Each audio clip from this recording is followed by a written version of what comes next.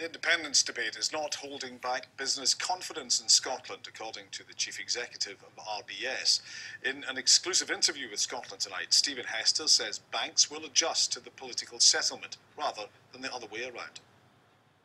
Businesses are mobile efficient, so we're a provider of eye care services to the elderly, particularly the housebound populations. Scotland Tonight was given unique access to Stephen Hester on a tour of Scottish businesses, this one in Cambuslang. The success of enterprises like this give him reason for optimism. It's obviously fashionable to talk us down a bit, and people feel a bit gloomy with the economic situation and so on. And of course, we have challenges as a nation. But beneath that, we are one of the world's wealthiest and most successful nations. And that's based on businesses of all sizes throughout the country doing their stuff and doing it well. And more of it is being created in this centre in Glasgow for fledgling businesses. These entrepreneurs only see opportunity. And you just click it. And that's the activating there, as you see. So you feel it right away. And that should get a hot seat. That should get a hot seat. And what sort of market have you got for this? Well, both football clubs, rugby clubs, walkers, cyclists, things like that. I wanted to make sure that we were getting a convenient product that makes it easy for people to get a balanced diet. So we looked at various different things, and I targeted the pizza because it's seen as a junk food, and I believed that there was a possibility of us getting all the nutrients you needed in one pizza. The fact that you're now in a major supermarket, that you arrived essentially. Yeah, it's definitely a good start. Reason for hope, perhaps. But in a wide-ranging interview for Scotland Tonight, Stephen Hester also recognised the lingering issues, the resentment towards bankers, the impact of the independence debate, and the fact that the economy is still struggling. Stephen Hester, we hear today from the IMF that Britain, once again, has not been meeting the growth targets that were perhaps expected, although other European countries are. We're still in troubled times. I think we know that right across the world economy, not just in the UK, the recovery is proving harder and taking longer. And of course that's difficult for all concerned, and we're far from alone in that. But we should look at things, I think, both as a glass half empty and as a glass half full. And I see this economy with many, many things going right.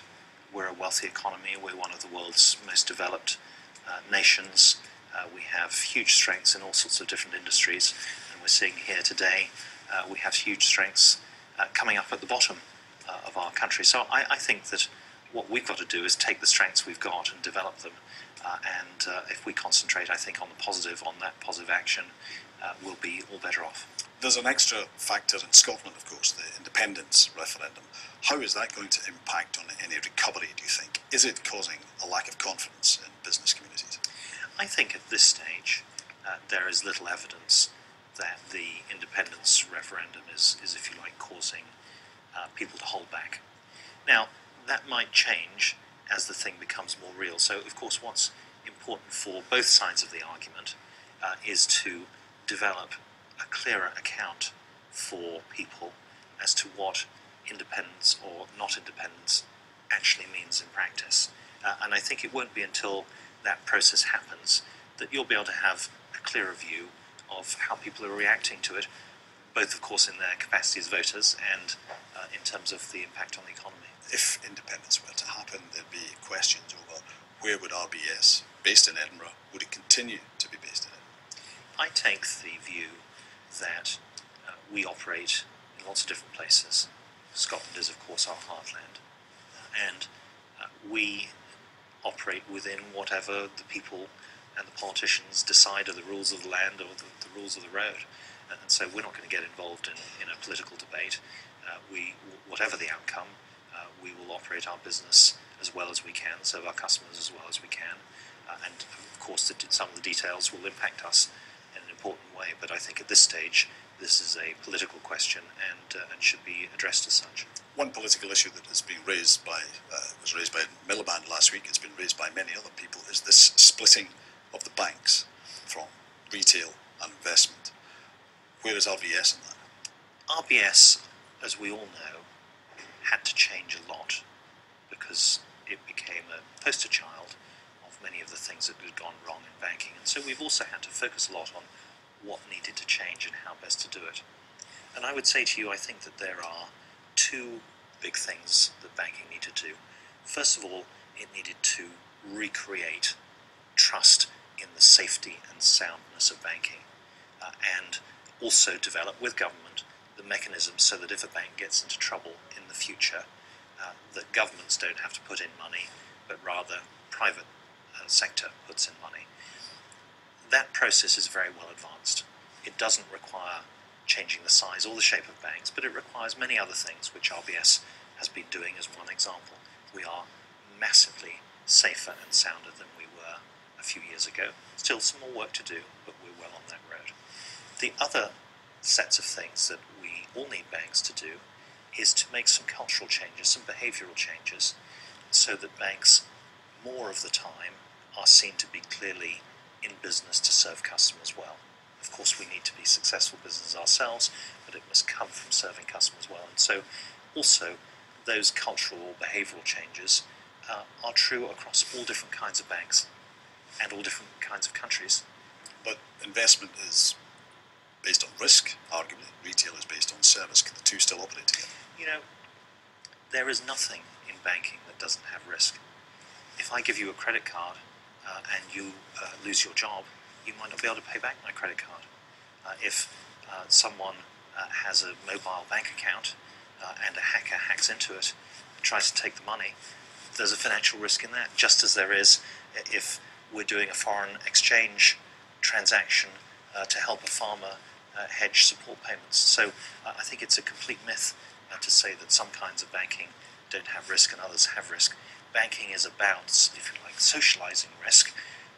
We take money from people who have it, we give it to people who need it in different shapes and forms, we help move that money around, and then we take the risk of sitting in the middle, and that's why we have big amounts of capital.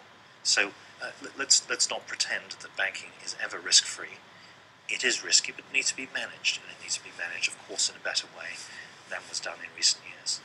Bankers like yourself are extremely well rewarded. How would you say to a layman watching this interview, you earn approximately 10 times what the Prime Minister earns? Do you do 10 times what he does? How would you justify that to them? I think what you just have to simply accept is that money isn't the only measuring stick in society. And money is important, we've all got to live. It's one of the drivers, and some people are particularly driven by it. If banks do important things, if those things are valuable as businesses, and it must start with serving customers well, then I think there's nothing wrong with saying that the people doing that should be well rewarded, as they might be in any other walk of life. And you know, it's no more productive to compare your salary with that of a range of other professionals in completely different activities than to compare mine. These things are hard to compare. Some people might say, though, that the entrepreneurs create wealth, the bankers don't. You know, some people do say that, and some people say the television producers don't create wealth. And then some people will look at the businesses we've just seen and said, well, a website developer, well, why is that creating wealth? We don't really need websites. So you can go through society and talk any walk of life down and say it's negative. But the fact is, our society is made up of a richness of different industries, of companies big and small. It's about 4 years ago since Gordon Brown injected so much money into the RBS, and you gave yourself 5 years to turn the bank around. Are you still on track for that, and what did you do to achieve that? Well, I believe that by the end of the 5-year period, the end of next year, what I'll call the restructuring of Royal Bank of Scotland, taking the bank from one that was effectively bust to one that looks more like a normal bank, we will have done that within the 5 years. And that's probably the world's largest ever company restructuring. We'll have reduced the size of our balance sheet, as an example, by over £700 billion, more than any company or government has ever done. And each one of our businesses is trying to change, is doing things to improve, to move with the times, to help people in new ways that they want banking and they want the finance to work. And I hope that all of these will improve our businesses, will improve the way that we serve customers, will in turn make RBS more valuable, and will give the opportunity for the government to sell its shares and for taxpayers to use that money more productively somewhere else. Stephen Hester, thanks for joining us in Scotland today. Thank you very much.